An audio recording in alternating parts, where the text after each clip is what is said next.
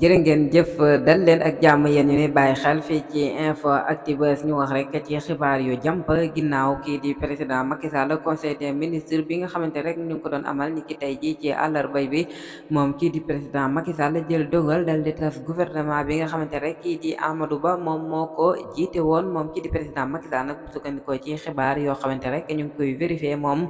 problème la yenn wala boog yenn benn côté bi ñu nga xam ne ni kat ñoom ñaar dañoo am ay problème seen diggante waaye it beneen côté ba di xam le ne du benn problème bu dox seen diggante wante rek moom kii di Amadou Ba comme candidat la buñ jëm ci élection kii di président Macky Sall daf ko libéré rek ngir mu mën a am temps pour lijjanti li nga xamante ne rek moom moo di campagne am buñ sukkandikoo rek ci ay xibaar waaye lu ci mën di am rek moom kii di président Macky Sall jël na dogal dal di tas gouvernement bi nga xamante ne rek kii di Amadou Ba moom moo ko jiite woon ni ki tey jii rek ci àllarba ki nga xamante ne rek moom moo ko ràmpali moom Amadou Ba di maître Sidiki Kaba bi nga xamante ne rek moom moo nekkoon ministre de l'intérieur ginnaaw rek bi nga xamante ni moom kii di président Macky Sall dal di nay jël dogal dal di wàcc ki nga xamante ne rek moom moo di Amadou Ba dal di koy féexal ci boppu premier ministre bi mu nekkoon kon ki ko ràmpali rek moom moo di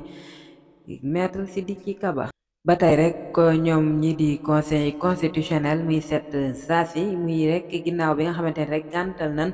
bëgg-bëgg bi nga xamante ne moom la kii di président Macky Sall yóbbuwoon ci ñoom muy ginnaaw dialogue bi rek ngir ñu jàpp li nga xamante ni moom moo di élection présidentielle yu atum 2024 waroon a am ci le 25 février moom kii di président Macky Sall jëloon dogal dal di koy aji loolee nag conseil constitutionnel xamaloon ko rek ni ko na jàpp dat nu mu gën a gaawee moom kii di président Macky Sall ginnaaw bi mu wootee dialogue rek ñu dal di tënkoon ci dialogue boobee ni na mën nañoo amal lii di élection yi ci le 2 juin ñaari fan ci weeru juin ñoom conseil constitutionnel nag mu mel ni rek bi leen ko kii di président jébalee nu mu gën a gaawee rek si la leen ko tontoo xamal ko ni ko date bi kenn mënu koo changé moom kii di président Macky Sall na jàpp dat nu mu gën a gaawee balaa mandaawam di jeex bu ñu sukkandikoo ci xibaar rek moom kii di ñii di conseil constitutionnel ginnaaw ban ko gàntalee loolee jàppal nañ seen bopp date mu nam ma nekk le 31 mars ko 2024 kon rek ñu xam ni conseil constitutionnel jàpp na datu élection yi fanweeri fan ak benn ci weeru mars atum 2024 jërë ngeen jëf mbokk internet Info Actubuzz wi leen di abonné te activé